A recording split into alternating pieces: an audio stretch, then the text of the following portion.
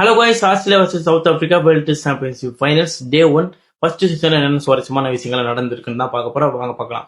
First of all, south Africa அணி captain Bavuma toss ஜெயிச்சு நாங்கள் பவுலிங் பண்ணிக்கிறோம் அப்படின்னு சொல்ல, captain Pat Cummins okay bat first அப்படின்னு அவர் ஏதோ சொல்ல, பேட்டர்ஸ் உள்ள வந்தாங்க. வந்தோடனே வந்து ஒரு தடவழிச்சிட்டாங்க. முதல் 3 ஓவரில் ஒரு ரன் கூட வரல. அதுக்கப்புறம் லபுச்சேன் ஒரு எஜ்ஜு பட்டு ரன் வந்துச்சு. ஓகேப்பா, அதுக்கு மேலே ஆஸ்திரேலியா சமயம் ஆடும் அப்படின்னு பார்க்கும்போது, ரபாடா ஒரே ஓவரில் 2 விக்கெட்டை கழட்டி தூக்கிட்டாப்ல. குவாஜா மற்றும் கிரீன் 2 பேரும் விக்கெட் வந்து ஒரே ஓவரில் டப்பு டப்புன்னு போச்சு.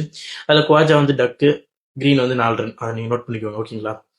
அப்படி போக போக அப்படி நிதானமாக அப்படி ஸ்டடி பண்ணி திருப்பி ஆடிட்டு இருந்தாங்க ஆஸ்திரேலியா. அங்கே திருப்பி ஒரு பிரேக் த்ரூ கொடுத்தாரு யான்சன்.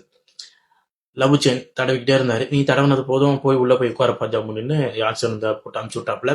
Okay, 3 wicket. அடுத்து ஹெட் வந்தாரு. ஹெட் அதிரடி ஆடி கொஞ்சம் ரன் சேர்க்கலாம் அப்படின்னு அவங்களும் கொஞ்சம் ட்ரை பண்ணிட்டு இருக்கும்போது, இந்த செஷனோட கடைசி ஓவர், கடைசி பால்னு சொல்ல மாட்டேன், 2வது 3வது பால்ல வந்து விக்கெட் ஆயிடுச்சு. திருப்பி ஆன்சன் ஓவர்ல ஹெட் திருப்பியும் விக்கெட் ஆயிட்டாப்ல. இப்போ ஆஸ்திரேலியா அணி வந்து 67 ரன்னுக்கு 4 விக்கெட் வந்து போயிருக்கு. இனி செகண்ட் செஷன், தேர்ட் செஷன்ல ஒரு கம்பேக் கொடுத்தா மட்டுமே உண்டு. இல்ல கம்பேக் கொடுக்க விடாம சவுத் ஆப்பிரிக்கா அவங்களை போட்டு அமுக்கிடுவாங்கன்றதை பொறுத்து வந்து பார்க்கணும். ஸ்மித் மற்றும் வெப்ஸ்டர் செகண்ட் செஷனை தொடங்குவாங்க. இப்படி இருக்க போகுதுன்றத பார்ப்போம். எனக்கு என்னமோ ஸ்மித் வந்து ஒரு செஞ்சுரி போட போறாரோன்றது தோணுது. ஸ்மித் தான் இன்னைக்கு வந்து ஆஸ்திரேலியா வந்து ஒரு கம்பேக் கூட்டு போக போறாரு அப்படின்னு தோணுது.